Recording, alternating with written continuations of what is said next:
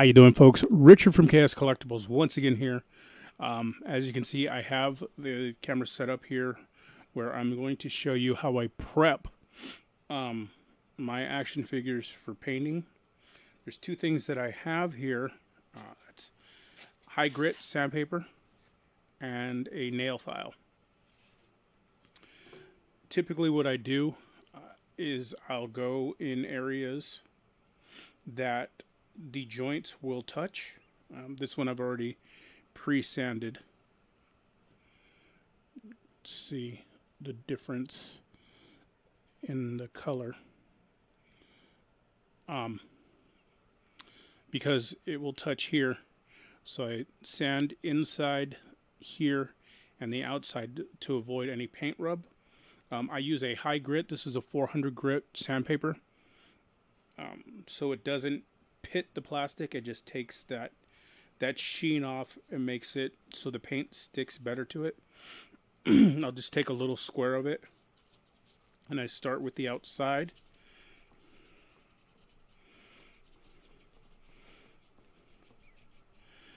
And I'm not going to have you sit here and watch me sand the entire figure, but I'm just going to show you the basics that I do for the pre-painting preparation.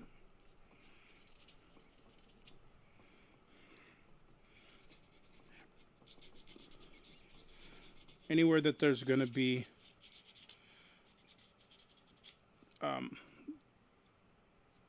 friction from the figures, either from the legs or arms or whatever, that's where I like to sand and just get in there as good as possible.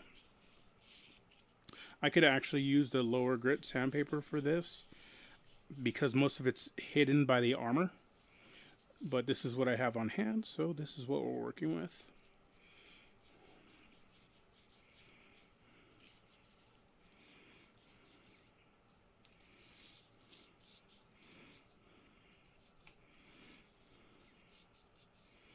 And typically what I will do is I will look to see what areas will be touched by it, by the figure. You see there's not a whole lot of area here because the armor covers a bulk of it, so I don't have to get super meticulous with the sanding. I just want to make sure the areas that the armor also touches the paint doesn't rub off either. And in doing some research for this Chaos Space Marine, I've seen many different color variations. I guess there's different. I don't know a whole lot about Warhammer. I know a lot. I know some. I've read the books. I played the game a little bit when it very, very first came out. I've painted some of the miniatures just because I enjoy doing it, but I haven't really played the game in years, many, many, many years. So I don't know a whole lot about the clans and all that. But in researching the Chaos Space Marines, there's different factions, and they all have different color variations. The typical would be the blood red and gold that I've noticed. I could be wrong. Like I said, it's basically what I found online in a little bit of research. But I did find one that I really, really thought looked cool, which is black and gold. So I think that is the variation that I'm going to work with. And to change this figure up so it looks different than the last one that I did, I am,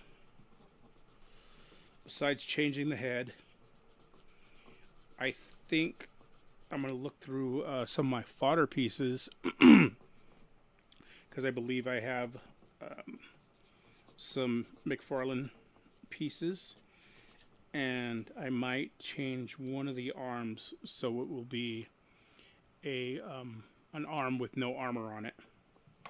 Or I might add horns and stuff because according to the lore, depending on how dark the gods that these Chaos Space Marines worship, the more mutated they become. But right now I'm just showing you the simple preparation that I go through. Once again, like the legs is another area that do get some friction, and they're likely to get some paint rub. So I'll get in there with the sandpaper.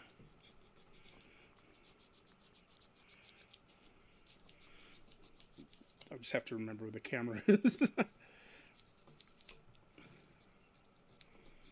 Especially on the crotch area. That's where when you move the legs you'll get a lot of friction on action figures. The one thing that's really good about these Warhammer figures is, for instance, the knee joints. I can do just a surface sanding on them, because for the most part the armor hides the knee joints, so it's not like typically when I do WWE figures, I have to take the legs and arms apart and actually sand the joint itself.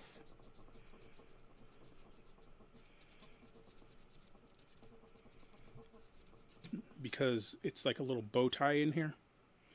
You can see there's little pegs on each end, and it's almost like a figure eight in a way. And that when you move it, it will take the paint off. However, like I said, this is mostly hidden by the armor, so it's something that I don't have to worry about.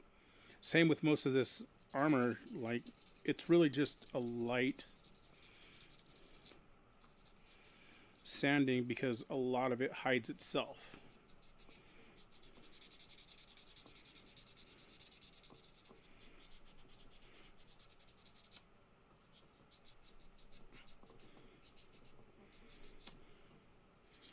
I am doing a little bit more sanding than I would normally for a figure that's just meant to be displayed, because on this one I want to show you guys how you can repackage him. So once he's painted, I'll actually put him back in his original packaging.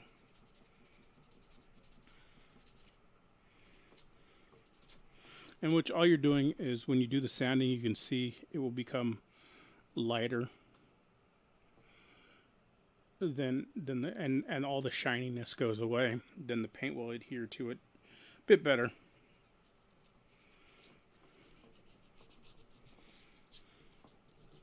This is going to be kind of a shorter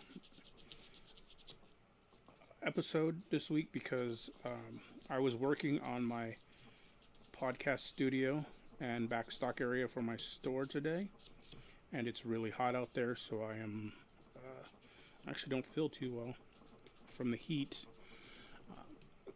Just just from being out there, I'm just exhausted more than anything.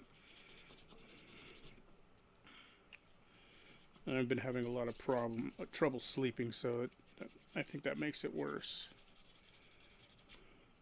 Like I said, any place that you know it's going to touch, you just kind of get in there. The abdomen on this, it doesn't get a lot of friction, but I think because of the way these, as you call it, a diaper piece, the way it fits, it has these little slots in there. I don't know if you can see that. The way it slots in here,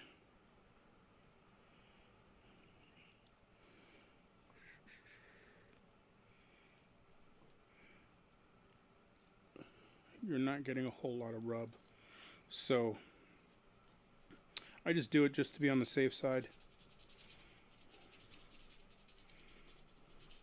It's only an extra few minutes to save you a whole lot of time of having to repaint, especially if you mix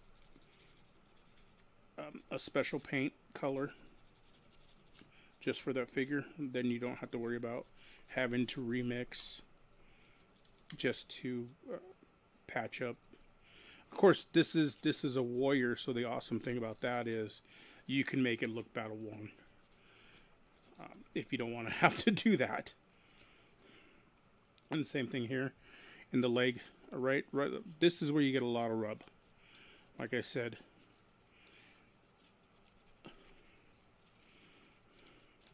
you have to think of how the legs will fit in here, and you can see that's where you're going to end up with the rubbing.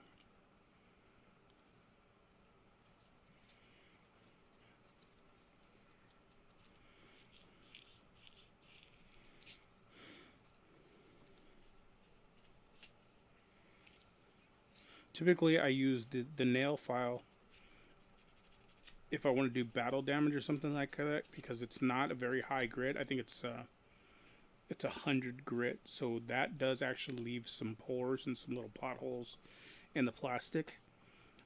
But if I want to show some damage on the armor, I will get it, and like say I wanted to dull one of these out, you just kind of work it. It'll take that tip right off. I can, for instance, if I want to do some battle damage on this one, cut the spike off and leave it a little jagged. Then you get in there with a nail file.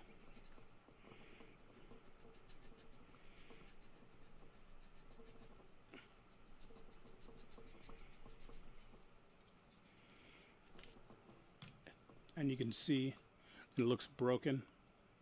Now if I want to, I can really get in there. I can get my Dremel out with a sanding disc on it, and I can completely sand this away, so there's no spike on it at all. Which I might end up doing. I'm not sure. Because I said one of the arms is going to be no armor, so I'm not sure which one I'm going to keep. If I'm going to keep the spike ones, or if I'm going to keep the skull.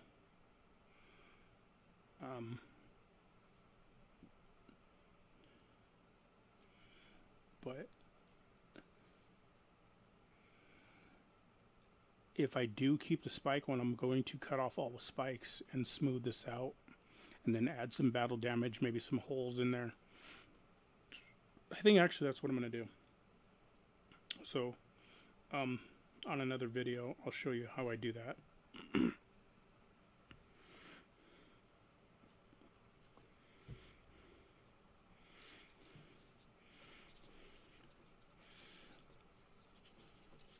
And I lied when I said I wasn't going to sit here and make you sit here and watch me sand everything, because it's easier to explain it and show it than it is to just say, do this and this. I think people learn from seeing more than they do just words, or at least I do. I don't know about everybody else.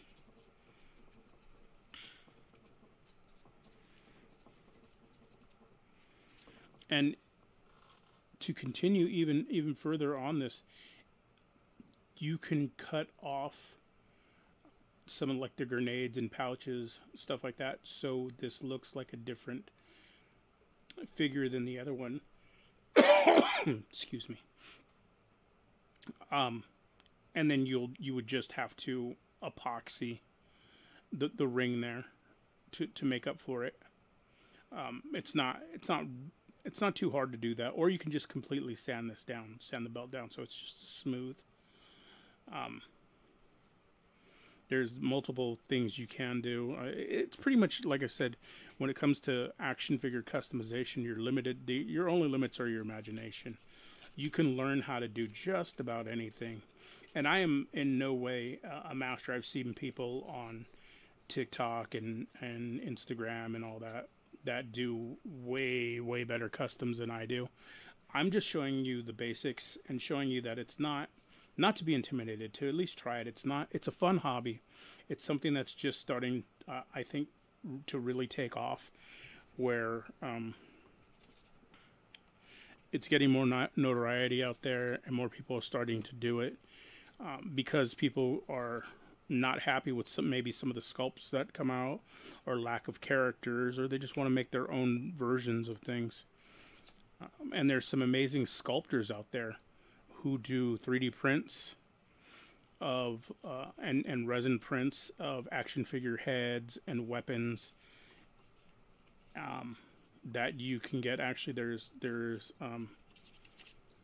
a guy that I follow on TikTok who does some amazing G.I. Joe classified scaled weapons and heads and accessories and stuff that, actually, once I speak to him and get some permission, I'll share his some of his pictures as well as his eBay information, so people that are interested could pick some of that stuff up.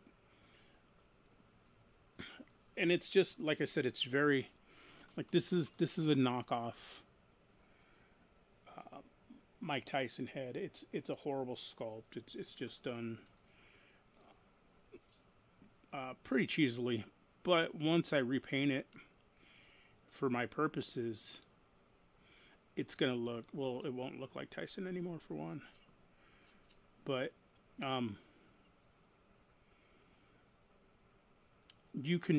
like I said, you're limited to pretty much what your imagination is.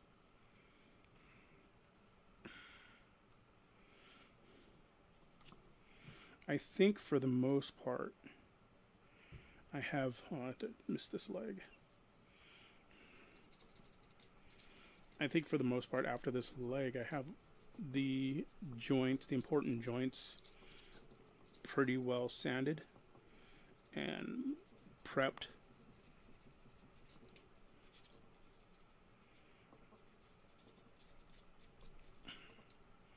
Then I'll show you what I do after this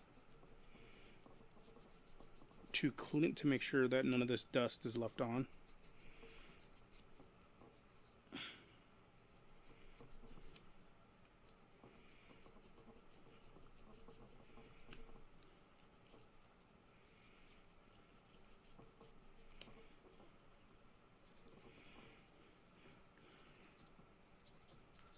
Once again, if you follow me on this, and if you're into the customization or into this podcast in general, please like, subscribe, share it. Please share it as much as possible. Like I said, I'm trying to get that algorithm up, trying to really, I'm really trying to keep my business going. So if you could please share my web store with anybody that's looking for toys, especially. Most of them are kind of vintage, is what I carry primarily. I deal in a lot of G.I. Joe and stuff like that. Legos, I deal in some Legos. Actually, like, Marvel, DC. And like I said, if I don't have it, I can definitely lead you in the right direction of somebody that will. Or that might, I should say. I can't say will. I can't guarantee anything in life. But like I said, it's tough out there, and I'm sure it's tough for everybody. But there's a lot of collectors out there that don't. Because collecting toy stores are really just kind of, at least in my area, there's not many. So yeah, for sure, if you would please share, I would appreciate it.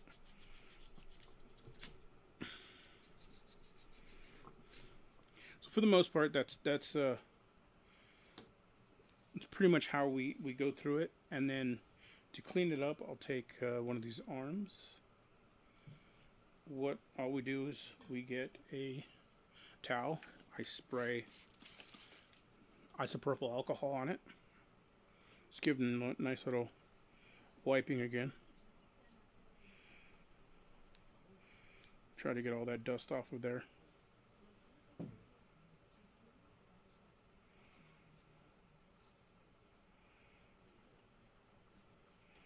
And that's basically the basic prep work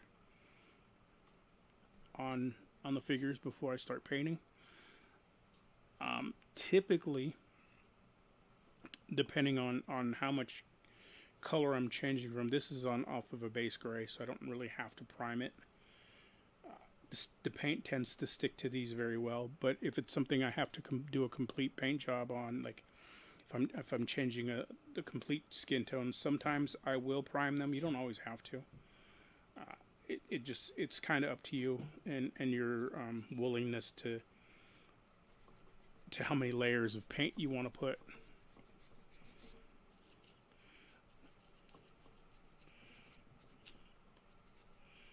So it takes less. It takes a lot less paint, and it kind of sticks better when you do prime it. I'm just not. I don't have any primer at this moment. I prefer to use spray prime. It's just easier to do, and that's usually when I completely take a figure apart. I will primer everything. The paint tends to stick. Even the cheap paint tends to stick pretty well, especially on these. This is the backpack for that other figure that I showed last week. That I needed to finish, and I added the black and the more of the red. Now I need to add the rusted highlights, or the rusted color, and then we'll damage it, do a wash over it. I'll do a white and brown wash over the skulls so they look like skulls, and I'll do some gunmetal over the piping and rust over the rivets and stuff, and then a little bit of gold where there'll still be some gold remaining. So this will be done for that first figure, and I'll show what that's complete like. That's pretty much it for this week. I just wanted to get this thing ready and prepped for painting for our base coat. Typically what we're going to do, I'm actually just going to talk about it real quick, is when we start, we're going to start with our base coat. And since I'm using, like I said, I'm going to use the black and gold, I'm basically going to paint almost this entire figure black as the base. So that will actually work as my primer. But then in the end, we'll do it differently. For instance, where the exposed armor down here is, like the scaling, I'll end up doing a dry brush of like a gunmetal color on it. The same with the tubes. And then I will go over some of the other areas with the gold. And I think,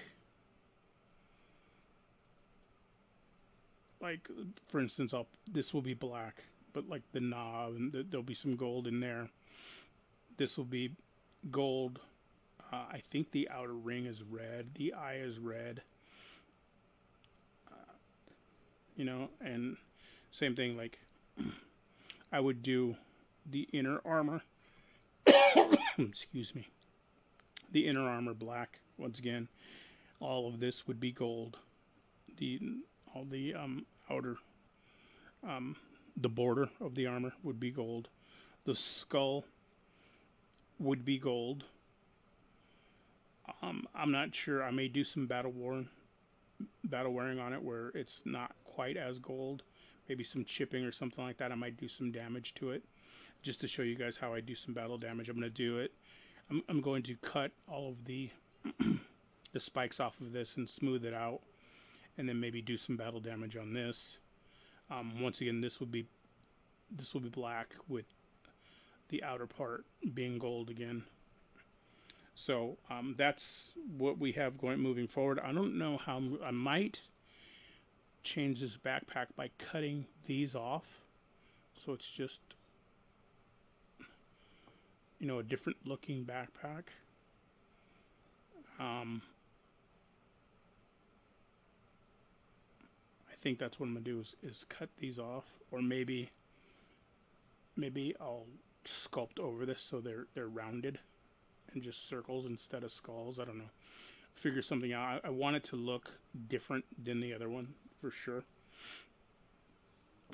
So yeah, that's what we have moving forward. Like I said, I didn't want this to be too long of an episode, so you know, half an hour is kind of about where I wanted it this week. But that's how you prep, or at least how I prep for painting. As well as, like I said, I figure out exactly where I'm going with it. And the black and gold is what I'm gonna do. I think I'm gonna take all the spikes off of the gloves too, which is simple. You're just, these little snips are amazing.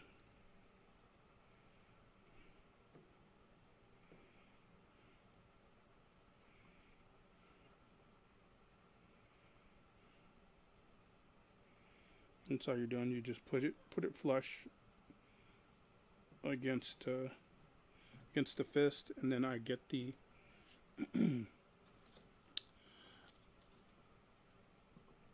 the old nail file to bring it down.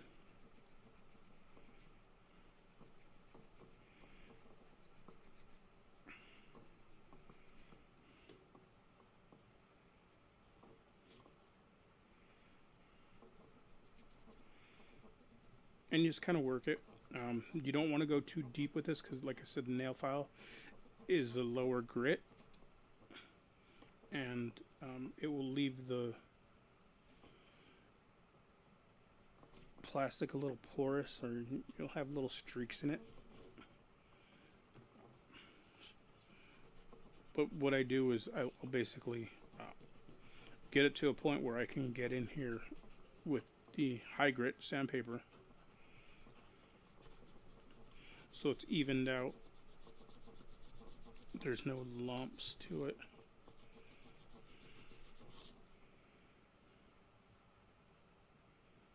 There's still just a little bit there that I gotta work on. You run your nail across it and you can feel it.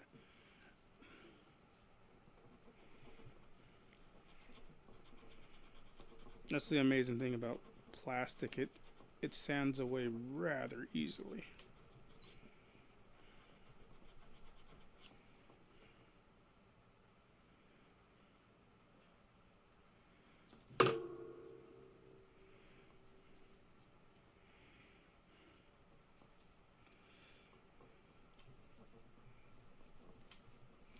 I said that was it for this week, but I saw this and just kind of wanted to show an example of how it's done. There we go.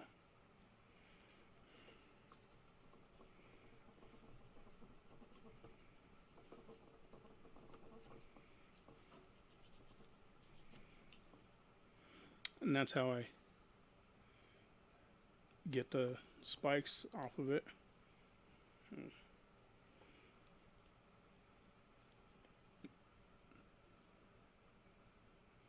The difference in those, see the difference in the knuckles.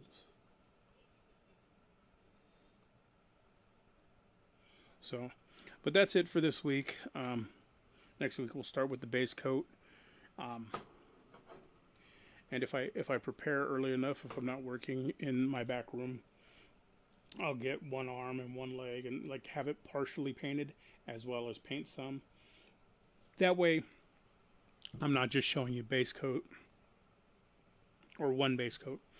I'll show you the base black, then the base gold, as long as the black is dry on a couple of pieces. And then after that, it's just the highlight and shadowing and stuff, and then washes. So once again, next week we'll get on to the painting. Thank you all for joining. Stay classy.